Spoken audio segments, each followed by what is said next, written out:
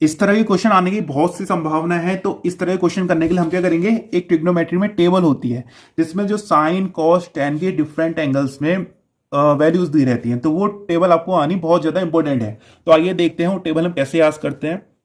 कई लोगों ने इसकी डिमांड भी की थी।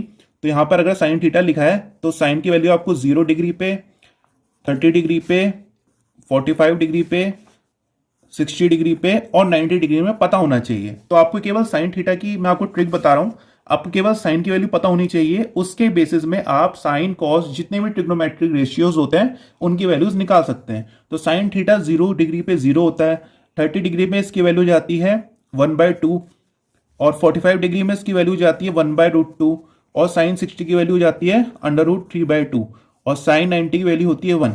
अब अगर आपको कॉस थीटा की वैल्यू निकालनी है तो आपको उसको याद करने की कोई जरूरत नहीं है।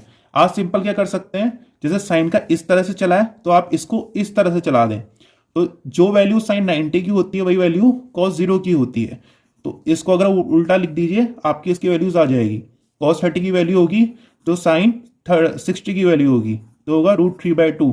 45 पे दोनों इक्वल हो जाएंगे 1/√2 और कॉस 60 पे वही वैल्यू होगी जो साइन 30 की होती है तो हो जाएगा 1/2। उसी तरह से कॉस 90 की वैल्यू हो जाएगी 0। ठीक है, फिर आता है टेन थीटा। अब जो टेन थीटा हमारा होता है, टेन थीटा की मैं बात करूं तो टेन थीटा हमारा होता है sine theta upon cos theta होता है। ठीक है, अब देखिए तो यहां पर साइन थीटा की वैल्यू कितनी है, 0 है और कॉस थीटा की वैल्यू कितनी है, 1। तो 0/1 करेंगे, इसको 0/1 करेंगे तो कितना आएगा, 0 आएगा। इसलिए tan 0 की वैल्यू भी 0 होती है। उसी तरह से अब अगर आप 1/2 को डिवाइड देंगे √3/2 से, ठीक है, इसको इंटू में चेंज करेंगे तो ऐसा हो जाएगा। तो ये तो 1/√3, इसीलिए जो tan 30 होती है उसकी वैल्यू कितनी होती है, 1/√3 होती है। अगर आप 1/√2 करेंगे तो वैल्यू आएगी 1। उसी तरह से √3/2 बाय 1/2 करेंगे तो इसकी वैल्यू आएगी √3। और अगर आप इसको tan 90 पे आएंगे तो ये बनेगा 1/0 जो कि होता है हमारा इन्फिनिटी, जो डिफाइंड नहीं होता है। अब जो साइन होता है उसका उल्टा होता है कोसेक थीटा। कोसेक थीटा की बात करूं तो कोसेक थीटा, ये कोसेक थीटा की वैल्यू इतनी होती है।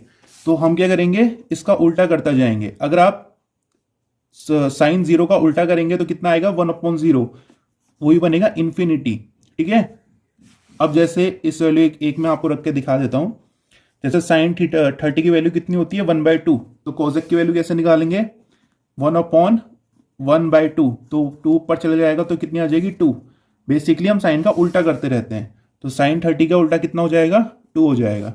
कोसेक 45, साइन 45 की वैल्यू थी 1/√2 तो हो जाएगी √2। उसी तरह से 60 में आ जाएगा 2/√3, 1 का उल्टा 1 ही। अगला रेशियो हमारे पास है सेक थीटा। जो सेम रिलेशन साइन और कोसेक में होता है वही सेम रिलेशन कॉस और सेक में आपको देखने को मिलेगा। तो आप कॉस का उल्टा करेंगे तो 1 आएगा, 2/√3 का उल्टा करेंगे तो 2/√3 होगा, 45 में √2 बनेगा, इसमें 2 बनेगा और यहां पर 1/0 आएगा फिर से, तो ये इन्फिनिटी बनेगा। उसी तरह से कॉट थीटा एक आता है, जो कॉट थीटा भी tan का रिवर्स होता है। ठीक है, तो अगर आप 1/0 करेंगे तो इन्फिनिटी आएगा। उसी तरह से ये √3 बनेगा, ये 1 बनेगा और यहाँ पर 1/√3 आएगा और 1/∞ कितना होता है, 0 होता है। तो हमारी ट्रिग्नोमेट्री की टेबल होती है, बहुत इजी टेबल है। इस ट्रिक से आप याद करिए, आपको इसके क्वेश्चन आने की प्रबल संभावना है। तो इसी मेथड से अगर हम बढ़ें तो इसने हमसे पूछा है कि अगर साइन थीटा इक्वल टू √3/2 है तो थीटा की वैल्यू क्या होगी। तो अब हम अपनी टेबल हमको याद होगी, तो हम देखेंगे कि साइन थीटा 60 कब होता है, √3/2 पे होता है। तो इसकी वैल्यू कितनी आ जाएगी, 60 डिग्री आ जाएगी। साइन 60 की वैल्यू क्योंकि √3/2 होती है।